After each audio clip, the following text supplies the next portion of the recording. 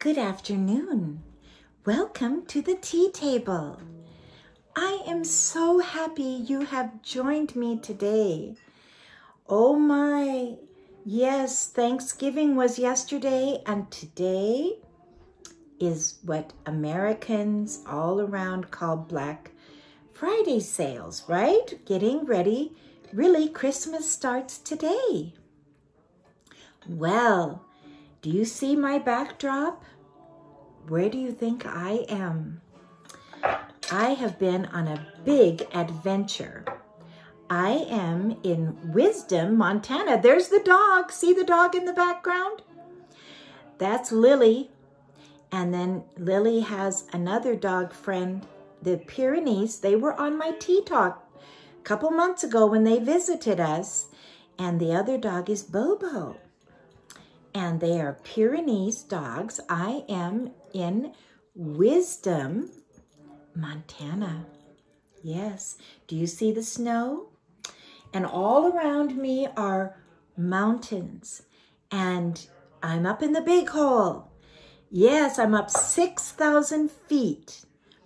And my husband and I drove yesterday. Well, it took us 2 days from Olympia.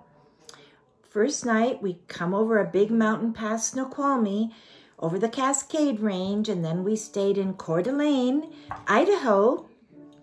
Beautiful Coeur d'Alene. Got back in our car and went over 2 big Idaho passes. Yes, oh my.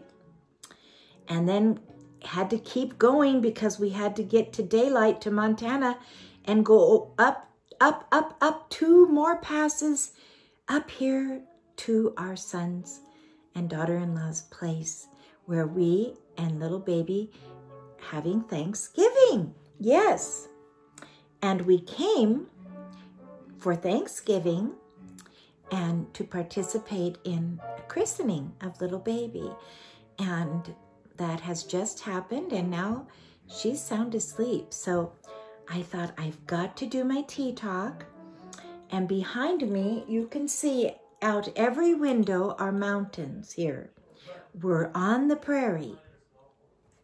Well, if you haven't gotten your tea yet, you can pause, get your tea, and I'll be waiting for you. Yes. And look what I'm using today. A very simple teapot and a cup, and it is called Tea for One.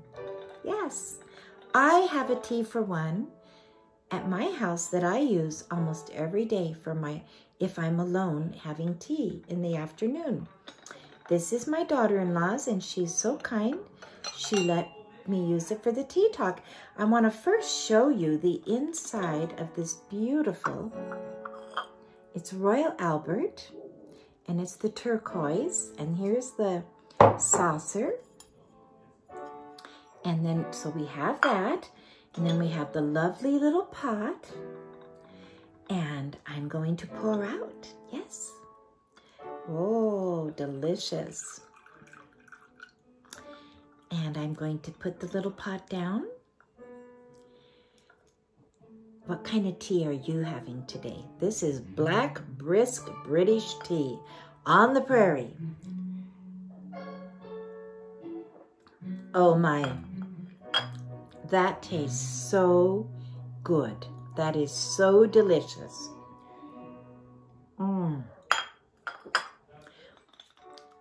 It is, this morning it was 7 degrees here, and it goes down below 0 often. But the house is so cozy and snug that really I'm warmer here than I am at my house. I don't keep my house this warm. They have a big wood stove, and then they have a gas fireplace, and then they also have an Amish wood stove that she baked the turkey in, and the turkey was the most beautiful stuffed turkey that I have ever tasted. It was golden brown and cooked in the Amish fireplace, which is a brand new reproduction. It's like an old-fashioned trash burner. But it has wood, and you see the wood burning, and then you can cook on top of the stove, and then there's warmers above, and then it has an oven. So if they were to lose electricity, they could make it here. Isn't that great? We're really on the prairie. When you have to come over 4 mountain passes, there's not hundreds of people coming to your Thanksgiving. But we're so happy we were able to do it. Yes. Well, are you having a wonderful week? I hope you are. We just have enjoyed this air. It's so dry here, and you have to drink a lot of water and put a lot of cream on, because 6,000 feet, even my daughter-in-law, who is a baker, she bakes wonderful bread. When they moved here, her bread wasn't working. You have to adjust the yeast and the flour, and it's different. And I noticed when we came over, we were bringing with us a couple of food items in a kind of freezer chest, a soft one. And I heard pop, pop. And when we got here, we saw that they were bulging out. And I said, wow, so at 6,000 feet, not just your ears pop, but things pop. And then my husband had a coffee cup in the car with a plastic cover on it. And we heard that go pop. So this is a really interesting, we learn a lot. And the sun is setting. I'll tell you what time it is. It's 5:25. I guess we call this mountain time, right? We're in mountain time. So they're an hour ahead now of the West Coast. So we're in mountain time, 5:25, and the sun is setting on November 26th. Yes, 2022. Everything in this house feels like Prairie. You know, my daughter-in-law is a writer. She wrote for TV, film in LA, in California. And that's how, well, my son and her actually met on the East Coast when she was a college student, and he was singing in the Shoemaker Brothers. My sons were traveling and professionally singing, and they came to her town. That's where they met. But then they knew each other, but then they reconnected in California, where she was a writer, and my son was attending Los Angeles Sound School, and then he graduated in post-production sound. He's a musician, but he's also does this sound for things like, I think he's doing one of them for the History Channel that's going to come out in December. Well, she's a writer, and so she's a reader. When you're a writer, you're a reader. And she'd read so many books on the prairie, and she loved Prairie, and her dream was Prairie. Well, because of COVID, they were suddenly, her work was virtual, his work, even his school was virtual, and they thought maybe we could do it. And they found this fabulous house in Montana and were able to move because everything was virtual. Yes, because this is not the kind of place you could commute from. Now I'm going to show you something. So that is how Prairie happened. This is so sweet. On the middle of her table is this pewter. She loves pewter, and it says it's from the Amish, and it's "Give us this day our daily bread." Isn't that beautiful? And I love pewter also. And pewter is a wonderful, this has the lady cooking and baking bread in an old-fashioned oven, which she has the ability to do now. It's amazing the different things that people are able to do, and that even, we talked about this, when the lemons come, like the COVID lockdown was really hard, but it gave people also opportunity to make lemonade. They could never have moved here if that hadn't happened. So it's back to our theme of trying to find good in our circumstances and being creative and not feeling like we're victims. You can't see my jewelry, but I'm going to hold it up. I have a heart, a gold heart that I'm wearing today, and a jewel, a brown jewel that I feel looks like Thanksgiving and the beginning of Christmas. And I'm wearing the gold heart for my little granddaughter's christening. And that was very, very special indeed. And we are very grateful we could come for this. And I wonder what all of you did on Thanksgiving. I bet you all have a story. And now it seems that every family I know has children and relatives living all over. It's getting more difficult to get families together around a big table. I took it for granted that I would always have my children and grandchildren and everyone around the table. Well, when you have children living in 4 different states, it doesn't happen. And so we have to learn to adjust. And thank God for our technology. Thank God for Zoom, FaceTime, and that we can communicate in other ways and stay close, because that's what counts, is staying close. But if at all possible, I tell people, get together in person. And when you live in the same town as your parents or your grandparents or your sister or your brother, don't let time pass. You make the effort to see those family members and enjoy them, because we have to stay close. It makes all of us stronger to have each other, doesn't it? Yes. Oh, I love the view behind me. That little wooden, it's a little well house, and then the mountains behind, and I'm sitting in the dining room. And this is the table we were at actually yesterday, having a wonderful dinner. It was all set with formal blue and white and gold china, so beautiful. And on a linen tablecloth that Alexandra's great-grandmother from Italy had embroidered, hand embroidered, and given to the grandmother for her wedding gift. And now her grandmother has passed, and she lived to be in her 90s. Wonderful lady. And on the wall is hanging here a picture of a villa in Italy, and it was where the great-grandmother and the grandmother lived. They had a villa, and they were actually aristocratic, but they had to flee when terrible situation came into Italy with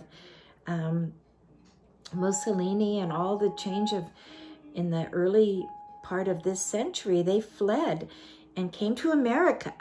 And her grandmother remembered when they came to America, they didn't know how to do anything because they had servants. They wore silk dresses. They had to change their silk dresses for American clothing. And I believe the grandfather was an artist and a pianist, and he found work playing for ballet studios and performing that way with the piano. And then the one grandfather became quite a great professional artist in LA, and I believe there's actually, his work hangs there in a studio today. And I wish I could give you a tour of this house, because they have some huge paintings hanging in their living room from that grandfather. And I love when we can combine in our homes generations and things from the past generations. And that is what I always found happening in England. When you go to the great estates, like the one house everyone loves, it's probably the biggest manor house in all of England, is Chatsworth House. Well, they have furnishings, art, collections that go back 5 to 7 generations. Each generation adds 2, and of course they have space to store things. So a lot of us don't have that privilege, and so we have to really be organized. We have to choose the very best, and sometimes we can't keep everything. But I love the fact that their homes, when a home has a touch of all the generations and a touch from the past, it means a lot, you know.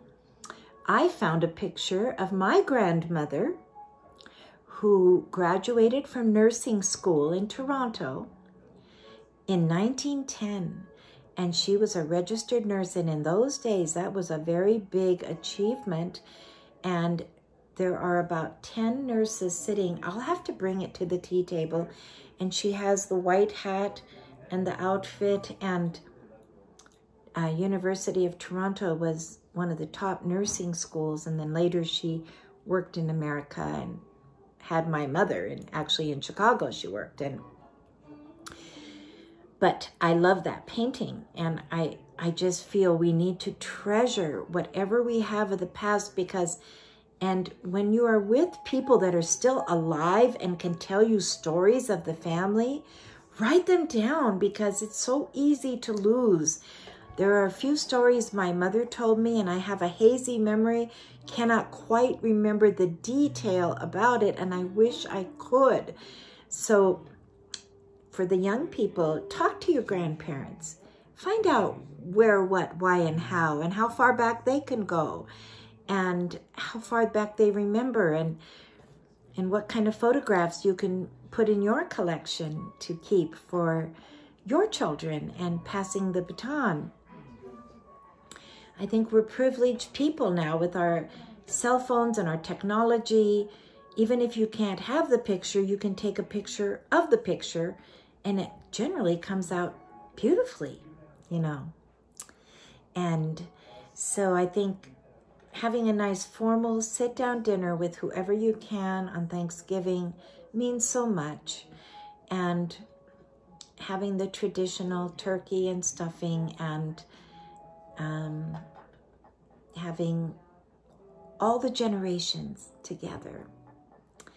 Well, I am also thinking about getting ready now for December, and I'm trying to get everything cleaned and organized before I start hanging up decorations and ornaments. And I bet you are too. Look behind me. It's all changing now, isn't it? It's all getting dark.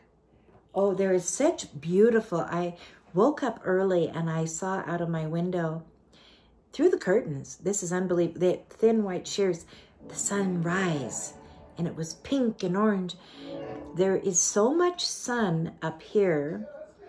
Our son Sam was telling me that this is called the sun pocket. Even though it's very, very cold, some people from other parts of Montana will drive up here just to get the sun. Isn't that interesting? Yes.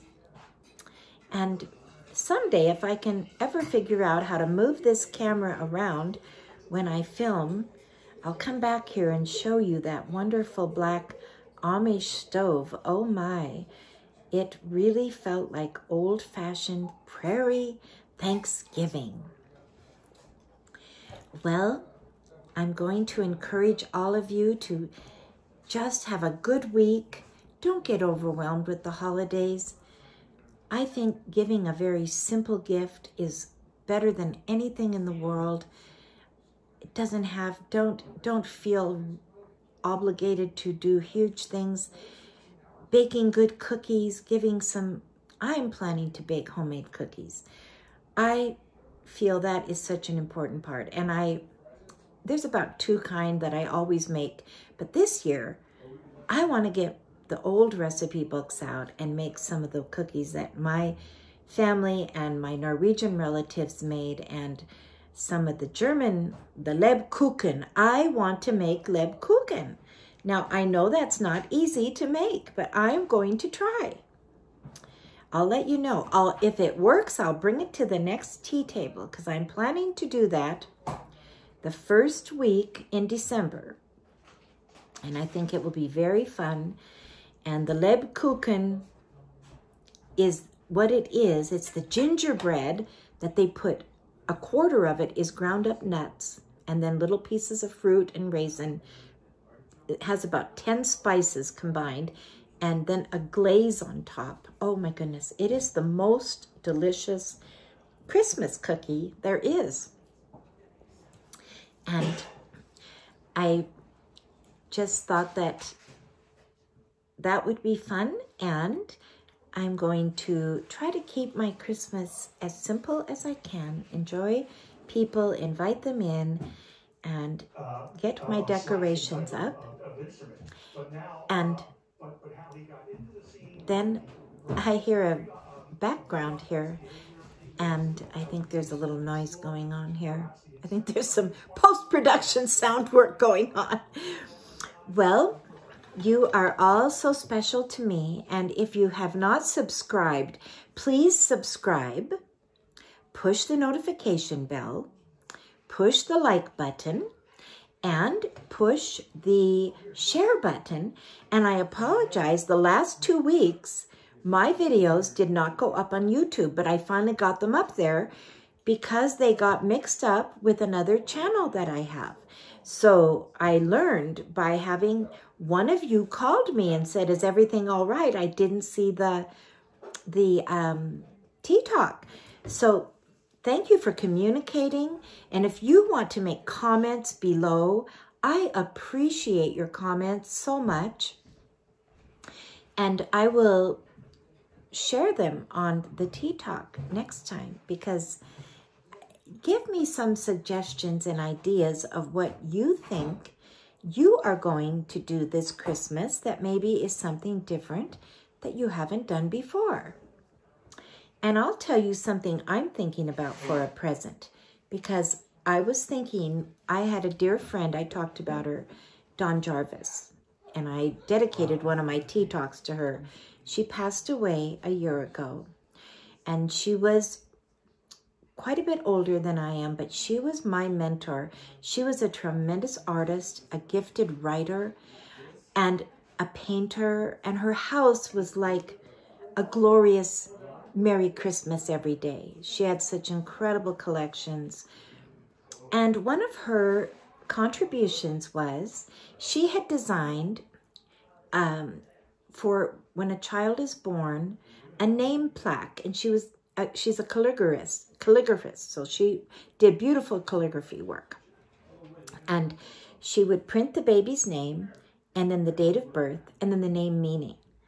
And I have those for all my children and my grandchildren up to the time she was still doing it. And now with new grandchildren, I thought, you know what? I am going to do that for my grandchildren and maybe for other children that are born. And it's so beautiful because you find the baby's name, the day it's born, and then the name meaning, and scriptures. You find scriptures that match that child. And it's a beautiful thing. She also had a wedding one she did for people that got married. And then for us as a gift, she made us the most beautiful thing called a wedding scroll. And I can show it to you when I'm home on one of my Tea Talks. At the top, she painted a castle and a picture. And then she took a verse, and it was from Psalms, a verse of promise for the house that would, I can't give it from heart. I'll share it with next time. But then what happened was there were blanks. And so everyone that came to our wedding signed their name. So now it's a scroll about 3 feet tall and 1.5 feet wide, and I have it framed in a gold frame. And it is on our wall. And so I can look and see everyone that came to our wedding, and it's like a wedding blessing. Instead of having it in a book that you put in a drawer and you never look at again, it's really special. And she did that all with her calligraphy, and she gave that as gifts to friends and family and people. And I just thought, you know, I'm going to do that for my grandchildren because I'm not a formal calligraphy, but I have penmanship that I can make very nice. And so you can create something. It doesn't have to be, you know, like textbook perfect calligraphy. I've sort of created my own penmanship. And people like it, so I think it'll be all right. So that's what I'm thinking of doing for some Christmas gifts. And I think that will be from the heart. And we can think of many gifts that we could give that would be meaningful, show our love for someone, and then proceed. Well, I hope you've enjoyed this. It's been short, and now look, it's dark. It was perfect timing. And do you know, last year, I don't know if you remember, but the Thanksgiving Friday, I did a tea talk in Arizona, and the sun went down, and I had my grandson on there with his cowboy hat talking about the Arizona prairie. And I think we had the granddaughter and then my daughter-in-law, Nikki, and we were talking about horses. Do you remember that? That's a year ago today. Well, thank you so much for joining me, and I pray you have a fabulous week, and I will look forward to seeing you next time.